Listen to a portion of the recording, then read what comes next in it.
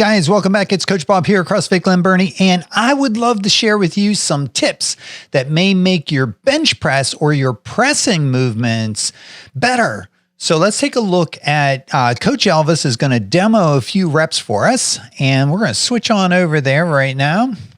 And today we actually had Coach Elvis's last day as he is getting ready to PCS and head on out. So Coach Elvis has really helped us out. So we're going to miss him big time, but we are happy about his future, and it remains bright. So we're very happy with that. So what we're doing right now is we have Coach Elvis, and we asked him to give us 3 good reps. I'm going to play those again. And when I talk about good reps, what we're looking for, the tip here that's going to help us with our pressing movements is if I look at the distance between this barbell and Coach Elvis's shoulder here, I want to maximize that distance as I press away from the bar. I'm basically pressing myself back into the bench, and that way I'm going to keep those shoulders back on the bench. So these 3 good reps that Coach Elvis is going to do, he's creating maximum space between the barbell and his shoulder, and his shoulders remaining back on the bench. Now, I asked him to give me 3 bad reps where we're going to push or press and notice how those shoulders are coming up off of the bench, right?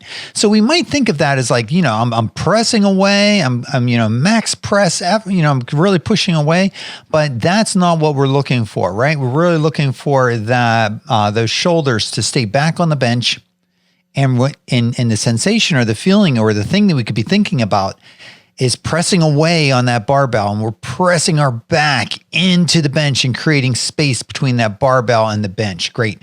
Now, this also is going to apply to a good, stable overhead position. So I asked Coach Elvis to kind of give us some back rack push press.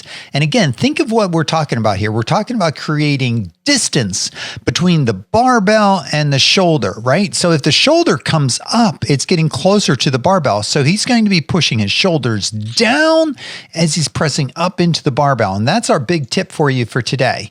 So here's 3 reps. He's going to keep those shoulders packed down, press up into the bar. And one more time for us, Coach Elvis. He loves that snatch grip push press. Now we're going to do 3 bad reps, or 3 not ideal. So here you can see he's shrugging up into the bar. He's smiling because it just doesn't feel stable. It's hard to stabilize that bar. It wants to go forward. It wants to go back. All the small muscles are working hard. 2 good reps, keeping those shoulders down. We're creating, by pressing those shoulders down as we're pressing up on the bar, we're creating a good, stable shoulder. These muscles are working hard in there, and we've got a good, strong, stable position in the shoulders. One more good rep from Coach Elvis. It is a little tricky to see from back here.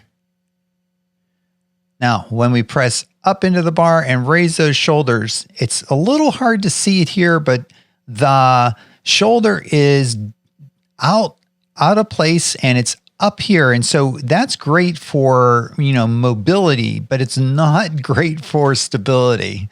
So if we want to improve our presses, whether it's a bench press or a overhead press, we want to really think about creating space between the bar and the shoulders, whether we're doing a horizontal press like this, or if we're doing a vertical press, we're doing a snatch grip press or push press here. Really thinking about extending that arm and creating space from the hand or the bar and the shoulder.